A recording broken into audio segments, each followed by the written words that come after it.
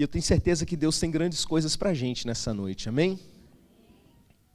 Apocalipse capítulo 4. Depois dessas coisas olhei, e eis não somente uma porta aberta no céu, como também a primeira voz que ouvi, como de trombeta, ao falar comigo, dizendo: sobe para aqui, e te mostrarei o que deve acontecer depois dessas coisas. Imediatamente eu me achei em espírito, e eis armado no céu um trono, e no trono alguém sentado. E esse que se acha assentado é semelhante no aspecto a pedra de jaspe de sardônio, e ao redor do trono há um arco-íris semelhante no aspecto à esmeralda. Ao redor do trono há também 24 tronos, e assentados neles 24 anciãos vestidos de branco, em cuja cabeça estão coroas de ouro. Do trono saem relâmpagos, vozes e trovões, e diante do trono ardem 7 tochas de fogo, que são os 7 Espíritos de Deus. Há diante do trono um como que mar de vidro semelhante ao cristal, e também no meio do trono, e à volta do trono, 4 seres viventes, cheios de olhos por diante e por detrás. O primeiro ser vivente é semelhante a leão, o segundo semelhante a novilho, o terceiro tem o rosto como que de homem, e o quarto ser vivente é semelhante à águia quando está voando. E os 4 seres viventes, cada um deles respectivamente, 6 asas, estão cheios de olhos ao redor e por dentro. Não tem descanso, nem de dia nem de noite, proclamando: Santo, Santo, Santo é o Senhor Deus, o Todo-Poderoso, aquele que era, e que é, e que há de vir. Quando esses seres viventes derem glória, honra e ações de graças ao que se encontra sentado no trono, ao que vive pelos séculos dos séculos, os 24 anciãos prostrar-se-ão diante daquele que se encontra sentado no trono, adorarão o que vive pelos séculos dos séculos e depositarão as suas coroas diante do trono, proclamando: Tu és digno, Senhor e Deus nosso, de receber a glória, a honra e o poder, porque todas as coisas tu criaste, sim, por causa da tua vontade vieram a existir e foram criadas. Amém? Vamos orar? Pai, fala com a gente mais uma vez, continua falando, meu Pai, vem com a tua presença e nos conduz a uma vida diante do teu trono, dia e noite, noite e dia. Essa é a nossa oração, em nome de Jesus. Amém. Amém. Poucas pessoas tiveram o privilégio de chegar antes da morte à presença de Deus. E João foi uma delas. Na Bíblia a gente vê algumas dessas pessoas que puderam ter um vislumbre do que é a eternidade. E ele descreveu para a gente, então nessa noite a gente pode dar uma espiadinha. A gente pode dar uma olhada através desse texto e tentar entender um pouco o que nos aguarda. Gente, daqui uns dias, eu não sei quantos dias, você vai ser chamado à presença de Deus. Você vai lembrar desse texto, talvez dessa mensagem de hoje. E você pensa: uau, é isso aqui que é o mar de vidro. Agora eu entendi o que são os 4 seres viventes, os 24 anciãos, ó. Você vai estar lá clamando diante do trono do Senhor. Pensa que loucura, pensa que coisa maravilhosa que a gente vai viver, meus irmãos. Tem gente tentando desconstruir uma porção de coisas da fé cristã, nessa teologia contemporânea. Tem gente pregando até contra arrebatamento, falando que, na verdade, você pensar em arrebatamento é uma mentalidade escapista da igreja. Não, meus irmãos. Quando a gente anseia pela volta de Cristo, não é que a gente está querendo fugir das nossas responsabilidades e lutas aqui na terra. É porque uma paixão crescente está dentro da gente pegando fogo. Eu tenho um fogo cerrado em meu peito que não me dá descanso. Eu quero mais de Deus, eu quero a presença dEle.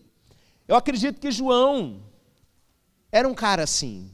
A gente não tem certeza absoluta se ele é o mesmo do Evangelho de João. Eu creio que é João, o apóstolo, que viveu essas coisas, meus irmãos. e ele era um homem descrito por ele mesmo no Evangelho como o discípulo que Jesus amava. Ele tinha uma ligação muito próxima com Jesus, uma ligação afetiva mesmo com Jesus. E, meus irmãos, ele viveu algumas coisas aqui, que, como eu disse para vocês, pouca gente teve o privilégio de viver. Depois de receber grandes revelações de Deus, depois de receber cartas para enviar para as igrejas, ele tem uma visão e ele vê uma porta aberta no céu e uma voz dizendo para ele: suba para cá e eu vou mostrar para você as coisas que vão acontecer. E daí para frente tem grandes revelações de coisas que nós ainda vamos viver, sobre o fim dos tempos. Mas a primeira coisa que ele vê, meus irmãos, é basicamente uma rotina do que acontece ao redor do trono de Deus. Antes dele ter um vislumbre do futuro, ele tem um vislumbre de algo sobre aquele que era, que é e que há de vir, que está acima de toda a temporalidade. Quando você lê um texto profético, todo texto profético, não só aqueles que fazem parte da literatura apocalíptica, que é um gênero textual com algumas regras de funcionamento e tal, todo texto profético tem a seguinte característica: você tem um ser humano tentando traduzir para uma linguagem humana algo que está além da sua capacidade, a sua capacidade mental, a sua capacidade neurológica, os 5 sentidos humanos. E você começa a ver uma descrição de coisas que são impossíveis de se desenhar ou sequer visualizar. Eu sempre que leio esse texto aqui, por exemplo, dos 4 seres viventes, eu fico espantado. Esses seres viventes aparecem lá no livro de Ezequiel também. Algumas pessoas tentam dizer que é uma representação dos 4 evangelhos, que estão sempre glorificando ao Senhor e tal. Respeito esse ponto de vista, mas eu não acho que seja. Então o que é, pastor? Não sei.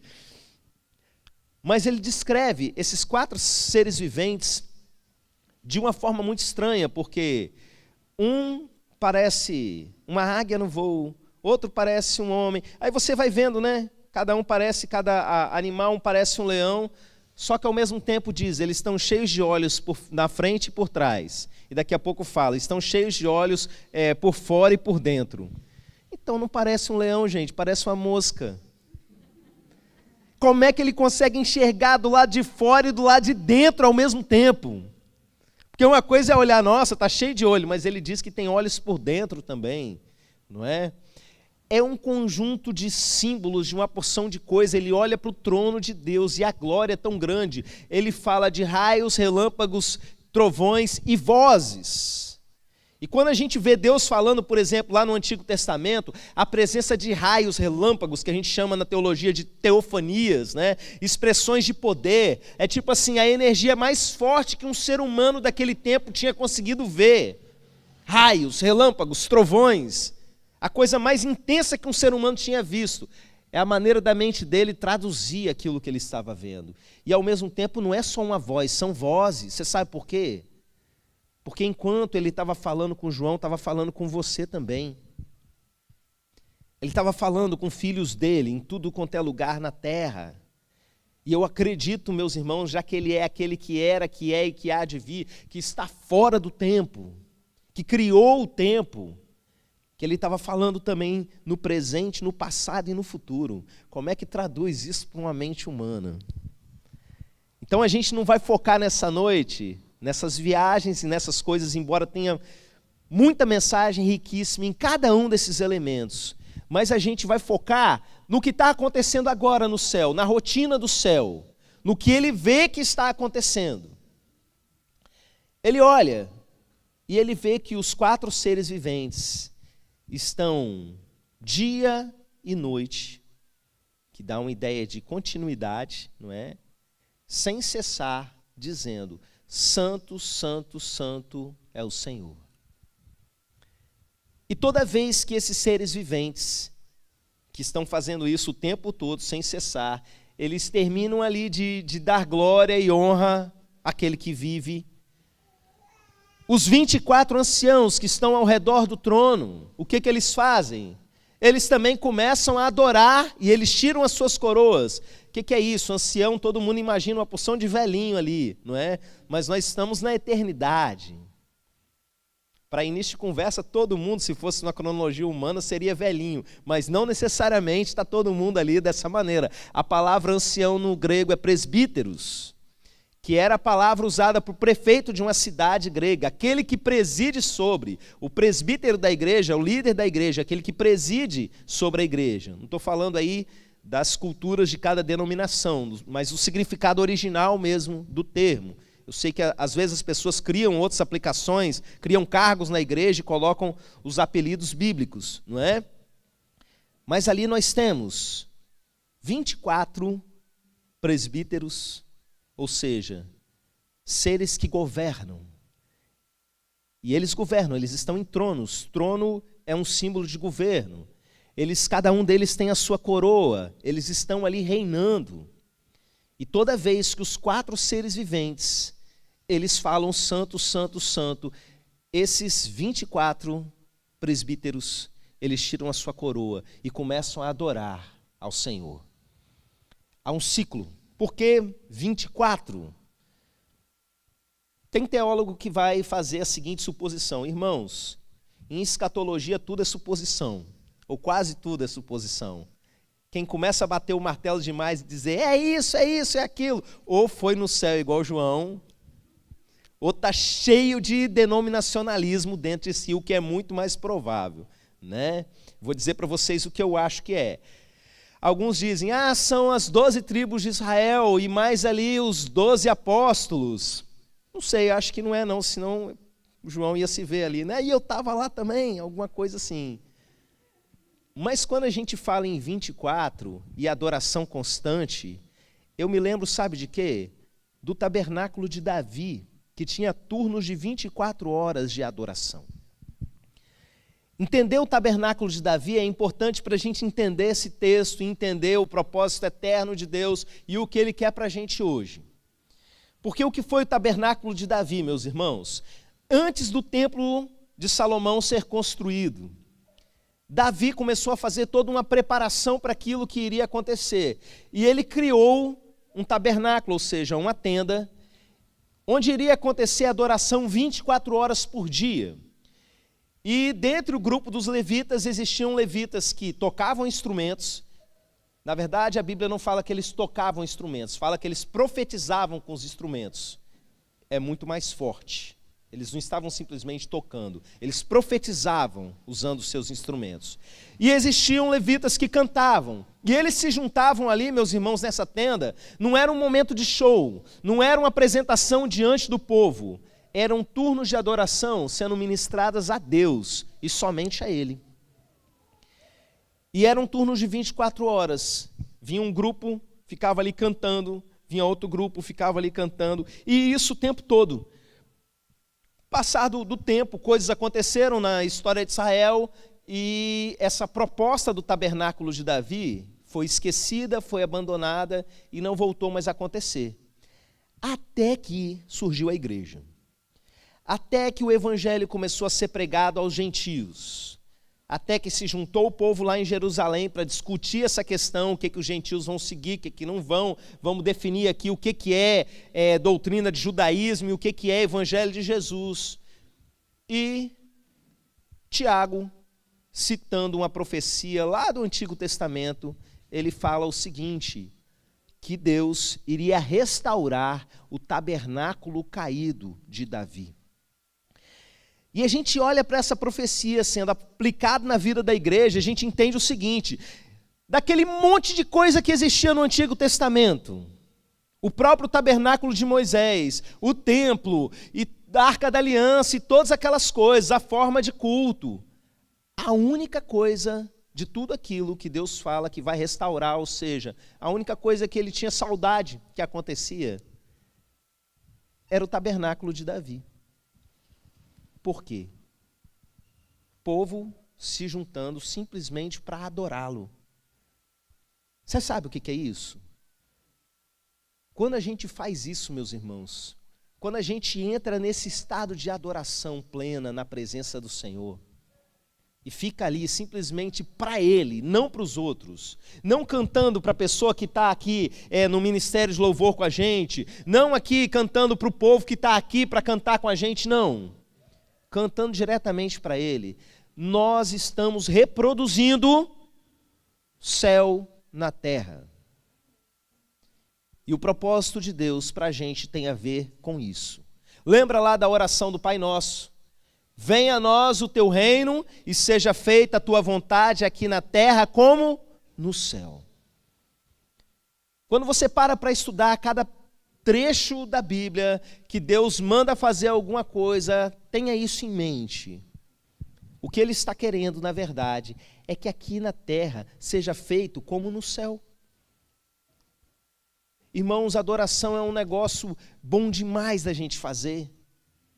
Deus não precisa da nossa adoração, mas a gente precisa adorá-lo.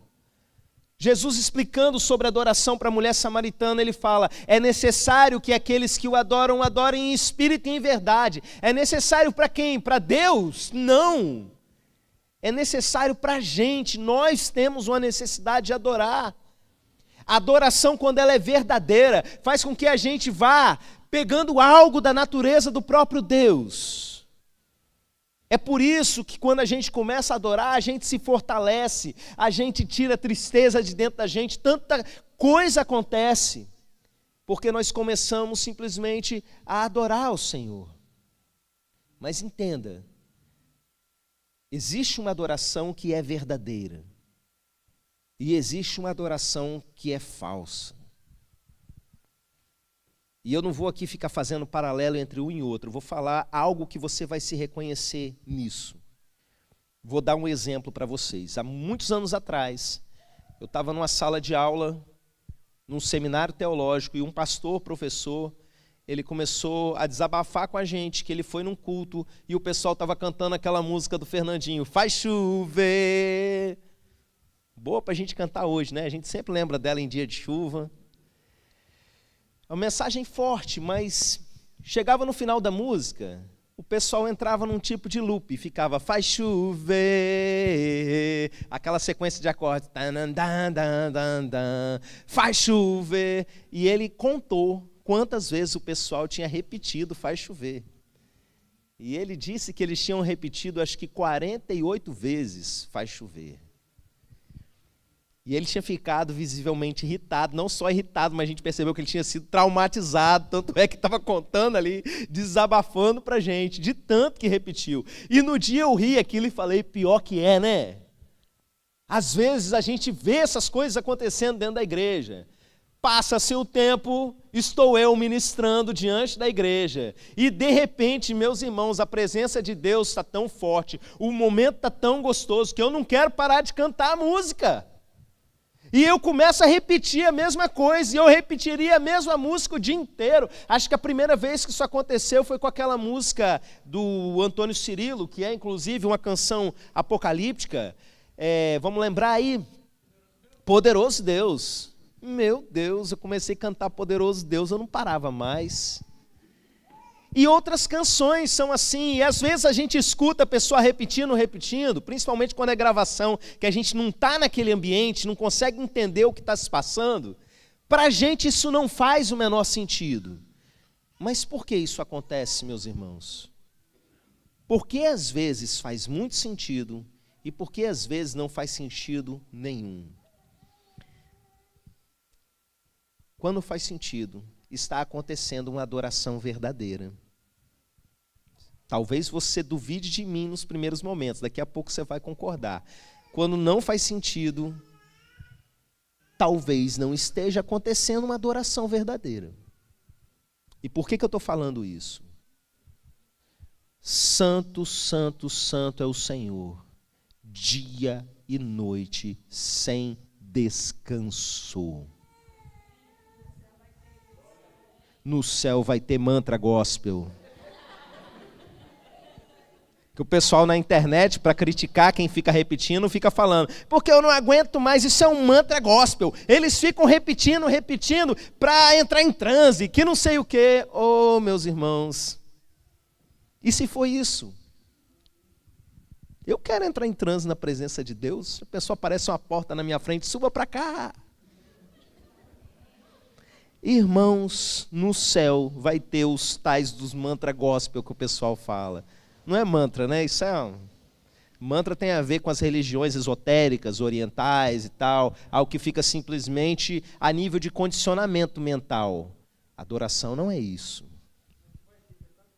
Já está tendo agora. Eles estão lá, né? Agora, santo, santo, santo é o Senhor, repetindo dia e noite sem descanso, é o que o texto diz para a gente. Irmãos, quando nós estamos diante da presença, a adoração é despertada em nós. Quando a gente olha, por exemplo, para outro camarada que teve um vislumbre do trono de Deus, Isaías capítulo 6, os serafins estão voando, dessa vez eu acertei, eu sempre falo que são os querubins, né? Os serafins estão voando por cima do trono de Deus. E o texto diz que eles gritavam uns para os outros: Santo, Santo, Santo é o Senhor, toda a terra está cheia da sua glória. Por que eles gritam? Bando de anjo pentecostal, gente desagradável, barulhenta, gritaria na hora do culto. O culto tinha que ser um negócio assim, tranquilo. Oh! A gente aprendeu que anjo faz assim, né? Mas os anjos, para piorar a situação, nem tem 2 asas, tem 6 asas. Uma cobre o rosto, outra cobre os pés, outra ele voa. Esses serafins, né? E para piorar a situação, arruma uma gritaria danada na hora do culto. E o grito é tão forte, meus irmãos, que por causa do grito, o texto diz, chega a tremer as bases do lugar onde eles estão reunidos. O que é que os anjos veem? A gente canta, né? Irmãos, quando eles veem, eles ficam malucos. E o detalhe, eles estão ali vendo o tempo todo. Pelo menos, esses serafins estão ali. Os 4 seres viventes da mesma forma. Os 24 anciãos da mesma forma. E um dia eu vou estar lá vendo também. E eu vou ficar muito doido, vou ficar gritando ali a eternidade inteira. Ah, santo, santo, santo. A gente nunca vai se acostumar com isso, meus irmãos. A gente nunca vai se acostumar. O problema é que aqui a gente desconecta da presença. A gente se esquece da presença de Deus e começa a caminhar uma vida focado nas coisas do mundo. Então o que acontece? A gente vai reclamar de repetição. A diferença está na nossa sede. Irmãos, a nossa percepção da presença de Deus e a nossa capacidade de atrair a presença de Deus tem a ver com a sede por Ele que está em nós. Isso não é só para adoração, é para tudo. Eu estava lá no retiro há uns dias para trás, e como era um retiro longo, né, de 7 dias, o pastor foi colocando um monte de gente para pregar. Tinha menino lá de 15 anos pregando, tinha velhinho de cabeça branca pregando, tinha gente com a mensagem mais bem organizada, tinha gente que fazia assim: ei, vira para quem está do seu lado e diga! Ei! E assim, mais de hora o cara pregando, sem brincadeira. O cara tinha 3 parágrafos. Um ele falava ei, e falava alguma coisa, o outro ele falava vira para a pessoa que está do seu lado e diga, e o outro ele falava alguma coisa dele mesmo ali, né? E chegou uma hora que a gente foi ficando irritado, e o cara, tinha um pastor sentado do meu lado, vira para quem está do seu lado, a gente ia virar assim, aquele sorriso amarelo, misericórdia. E eu comecei a ficar irritado com aquilo, e não só naquele momento, mas em alguns outros, eu virei para Deus e falei assim: Deus, eu vim de longe para ouvir o Senhor falar comigo. Fala comigo. Você sabe o que Deus fez? Falou comigo. Entenda, não é eu sou um cara tão bom que eu extraí algo de positivo de uma situação, mais ou menos. Não. Deus falou comigo, e quando Ele fala, você sabe. Você sabe o que é isso? A diferença está na nossa sede. Essa igreja poderia estar vazia e ter uma pessoa que ia eu pregando para uma pessoa. Se tiver sede nessa pessoa, a presença de Deus vem. Fome, sede pela presença dEle. A mesma coisa com relação à adoração. Quantas vezes aqui a gente está num momento de adoração alucinado e de repente eu olho para o lado e vejo, só estou eu alucinado, não, a irmã Valéria está alucinada ali também. Ela sempre está, se ela estiver aqui, está dando mortal de costa. Mas cadê os outros? Sede, é sede, não tem a ver com quem está aqui na frente, tem a ver com quem está no trono. Tem a ver com isso, meus irmãos, a sede. Só que eu te digo mais, a nossa sede atrai a presença dele, mas a presença dele provoca mais sede na gente. Você consegue entender? As duas coisas funcionam dessa forma. Você está num ambiente carregado da presença dele, às vezes porque o outro estava com sede perto de você, ele veio. Eu sei que esse conceito ainda é estranho para alguns, eu falar ele veio, mas ele já não estava aqui, ele estava, mas ele veio. Funciona desse jeito, meus irmãos. Existem níveis maiores de presença de Deus. Eu preciso sempre explicar isso, até a gente conseguir conviver bem com essa ideia. Porque Jesus fala assim, onde estiverem 2 ou 3 reunidos, ali eu estarei. Mas Deus não é onipresente, Ele não está em todos os lugares. Claro que Ele está em todos os lugares. Mas tem um negócio a mais ali, quando tem 2 ou 3 reunidos, que no resto do mundo não tem. Ele está lá do outro lado da rua, é verdade. Mas aqui, onde tem 2, 3, 4, 5, 6, tem um monte de gente aqui reunida em nome de Jesus, aqui o negócio está mais quente do que lá. A presença dele está se manifestando aqui nesse lugar, meus irmãos, e lá do outro lado da rua não está. Eu acho que não está, de repente a gente vai lá e testa, né? Passa alguém lá, já cai num mistério, a gente está orando para essas coisas acontecerem aqui ao redor. Mas, enfim, você entendeu o que eu quis dizer. Existem ambientes que estão mais carregados da presença de Deus do que outros. Esses anjos daqui do texto, esses seres viventes, os anjos, os serafins lá de Isaías, meus irmãos, eles estão diante do trono. Ele está em todos os lugares, os anjos falam, toda a terra está cheia da sua glória, é verdade, mas eles estão sobrevoando o trono de Deus. Não tem como ficar do mesmo jeito. Então a presença dele é algo que desperta sede em nós. Quanto mais eu tenho da presença dele, mais eu quero. Mais eu quero morrer para mim e mergulhar na glória dele. Eu quero que você queira isso. E eu sei que muitos de vocês já querem. Irmãos, tudo que a gente precisa é da presença. Quando a gente ora por avivamento, a gente ora para Deus avivar as pessoas. Mas eu aprendi que a gente não deve pedir um avivamento, a gente deve pedir Ele. Vem, eu quero que Ele venha. Eu não vou pedir para Ele abençoar o meu sermão. Está aqui os esboços, assim, eu não entendi nada, eu estava achando assim, não vou nem pregar, vai acontecer alguma coisa lá, né? Eu quero que Ele venha. Quando a gente vem tocar alguma coisa, né, Ministério de Louvor, às vezes a gente quer que Ele abençoe todas as partes, a parte técnica e tal, as vozes, e faz parte mesmo a intercessão, a gente tem que batalhar nessas coisas, e eu vejo que grandes homens de Deus do passado falharam justamente por não interceder em determinadas áreas. Mas, meus irmãos, a nossa prioridade é que Ele venha, eu quero que Ele venha. Domingo eu estava aqui ministrando louvor. E desde o início a gente estava sentindo a presença de Deus. O dia inteiro queimando na presença de Deus. Aliás, o fim de semana inteiro, a semana toda queimando na presença de Deus. Né? Pessoal aí que está se preparando para o encontro sabe do que eu estou falando. Os levitas aí, o dia inteiro mensagem chegando de cada um. Meu Deus, eu sou um lixo mesmo. E a gente ali se quebrando na presença de Deus. Mas foi chegando um momento do culto. E teve um momento do culto que vocês repararam que eu falei, Ele está aqui. Ele veio. Eu comecei o culto dizendo, onde estiverem 2 ou 3, Ele está presente, creia, amém.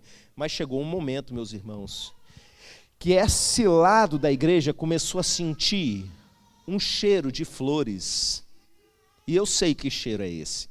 Cheiro de flores, às vezes cheiro de vinho, às vezes cheiro de mirra. Ontem na reunião das mulheres foi cheiro de mirra, né? Nem tem mirra, a essência que está aqui nesse óleo é de outra coisa e nem foi para lá, né? Do nada, não é uma alucinação de uma pessoa. um grupo de pessoas começa a sentir. Você sabe o que é isso? Jesus estava passando aqui, a presença dele. Apocalipse diz que ele é aquele que passeia no meio dos seus candelabros de ouro. O candelabro de ouro é uma igreja local. Ele fala de 7 igrejas, 7 candelabros de ouro. Essa igreja aqui é um candelabro de ouro e ele passeia no meio. Domingo vocês sentiram o cheiro. Uma irmã estava ali daquele lado, começou a ver um clarão branco, daqui a pouco começou a ver asas e asas passando no nosso meio. E outras coisas foram acontecendo. E eu só conseguia dizer, ele está aqui, ele está aqui. Ou como diria um pastor que eu conheço, o cheiroso está aqui. Porque ele veio. Existem igrejas sinceras, buscando dentro das suas gaiolas teológicas. E eu acredito que são crentes bons, vão para o céu. Mas, meus irmãos, existem uns grupos de malucos que entenderam o que é a presença de Deus vindo. Eu contei há umas semanas para trás sobre o avivamento das Ilhas Hébridas. Eu mandei para alguns irmãos aí um videozinho que conta um pedacinho, não dá muito detalhe.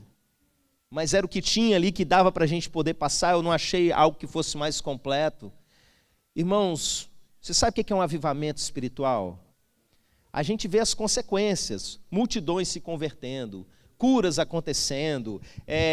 Me lembro, por exemplo, do avivamento no país de Gales, fechou um tanto de bar, fechou um monte de coisa, chegava na hora dos jogos de futebol no domingo, os estádios não abriam, por quê? Porque a torcida não comparecia, porque estava todo mundo na igreja. Mas e os jogadores? O time estava todo desfalcado, porque o pessoal deixou de jogar para ir para o culto. Coisas assim fora do normal. O que é um avivamento? Avivamento é quando Deus vem. Ele vem para uma determinada região da terra e ele faz o que ele quer. Eu conheço história de avivamento aqui na América Latina, que fechou cartéis, Estados Unidos ali trabalhando na Colômbia um tempão e fazendo um monte de ações e não sei o quê. De repente a igreja entrou em avivamento, quebrou tudo. Tem um outro avivamento mais para a América Central, não me lembro o nome da região, que o lugar era todo arrebentado, meus irmãos. O lugar ali, um monte de gente bêbada brigando, indo para a cadeia, uma confusão danada. De repente, aconteceu o avivamento. Os bares fecharam. Os presídios fecharam, meus irmãos. Pensa nisso. Presídio fechar porque chegou um tempo que não tinha mais ninguém para prender. Não fazia mais sentido. E aqui vem um detalhe muito curioso. A terra era uma terra improdutiva, que eles plantavam e nada dava certo. De repente a terra ganhou vida. E o que os agricultores plantavam dava e dava em abundância, meus irmãos, porque o Pai veio. E como eu tenho dito para vocês aqui, você quer encerrar uma briga, você quer encerrar a discussão, chama o Pai para a briga. Acabou. Acabou. Eu comecei a falar aqui do avivamento das Ilhas Hébridas, né? Deixa eu fechar o parênteses e terminar de falar. Chamaram um pastor no meio da noite. 2 policiais bateram na casa do pastor e falaram assim, ó, o senhor precisa acompanhar a gente até a delegacia. Mas o que aconteceu? A gente espera que o senhor conte pra gente o que aconteceu. E ele, sem entender nada, foi acompanhando os 2 policiais. Pela rua fora, meus irmãos, tinha um monte de gente chorando. Mulheres e crianças de pijama, calçada fora, chorando. Meu Deus, meu Deus! Desesperados, e ele sem entender o que estava acontecendo, chegou na delegacia, milhares de pessoas ao redor da delegacia, me prenda, me prenda! E ele entendeu o que estava acontecendo. Deus veio e trouxe uma forte consciência de pecado sobre o povo, num lugar que estava em grande frieza espiritual. E o que aconteceu? Ele subiu numa escada, começou a pregar o evangelho. Simples, arrependam-se, creiam em Jesus. E multidões foram se convertendo. Há relatos que nessa noite havia um brilho em cima das casas. A glória de Deus brilhando. Pratos e talheres tremiam na cozinha, meus irmãos. Pensa que loucura. Que loucura. Porque o Pai veio. O Pai veio sobre o povo. Mas por que ele veio? Primeiro, porque ele quis. Segundo, existia um povo orando. Existia um povo com sede pela presença de Deus. Tinha duas senhorinhas que não eram do coque, mas daquele jeito, orando para que o Pai viesse. Os celeiros daquela ilha, aquilo foi se espalhando para outras cidades. Do lado de fora dava para ouvir o povo orando, orando, agonizando em oração, chorando na presença de Deus, querendo mais de Deus. Aí essas coisas aconteceram. E eu quero que você queira isso. Essa mensagem sobre a glória de Deus, sobre o trono de Deus, sobre uma adoração que faz a gente cantar o tempo todo, adorar o tempo todo, é para despertar sede em você. Sabe para quê, irmão Fernando? Para você atrair a presença de Deus. Ele está aqui, mas ele vai vir. Depois que ele vier, em outro momento eu vou falar, ele veio, porque ele veio mais ainda. A presença dele vai enchendo as nossas vidas e vai enchendo esse lugar. E meus irmãos, eu nem sei, e eu não vou nem ficar pedindo, venha aí e faça tal coisa, que eu não quero dar ideia para Deus. Eu só quero que ele venha. Amém. Ministério de louvor, vem. E vamos adorar ao Senhor. A mensagem eu falei, ia ser pequenininha, né? Só para ser um gatilho para a gente começar a adorar.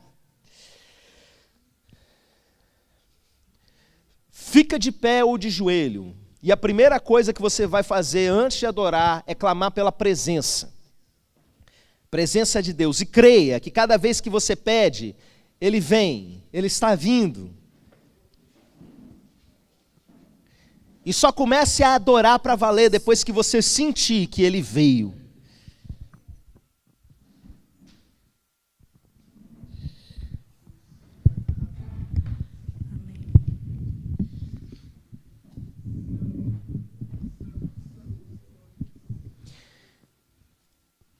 Pai, obrigado porque nós podemos ler esse texto e dar uma espiada no que está acontecendo agora, na rotina do céu. Mas nós queremos, meu Pai, o que o Senhor quer, que aqui na terra seja feito como no céu. Que aqui, meu Deus, nesse ambiente, em cada casa que alguém cultua o Senhor nesse momento, meu Pai, algo aconteça, meu Deus, que o Senhor venha num nível maior da Tua presença, meu Pai. Faz de novo, faz acontecer.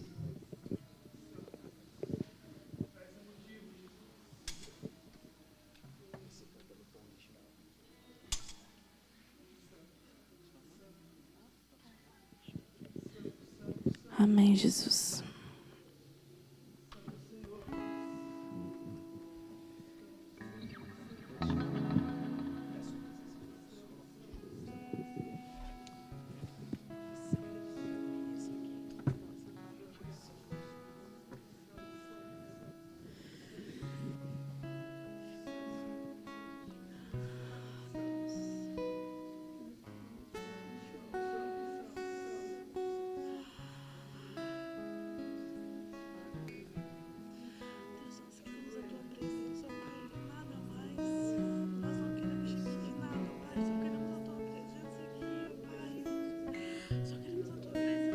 Vem, Senhor.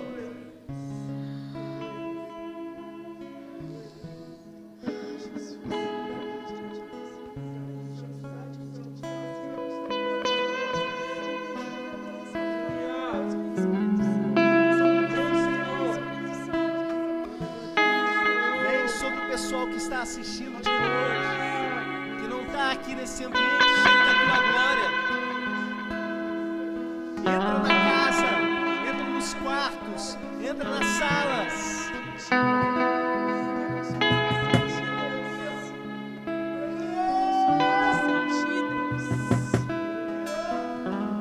Vem, Senhor, nós clamamos e esperamos.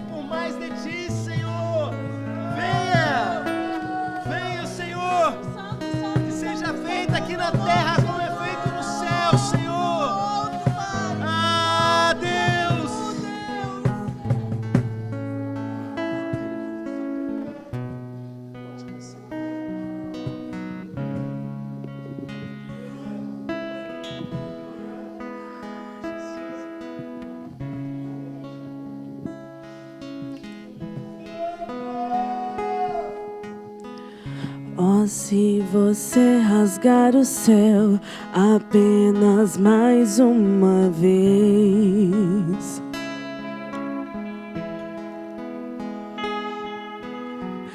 oh, se você descer e fizer Deus grandes feitos de novo,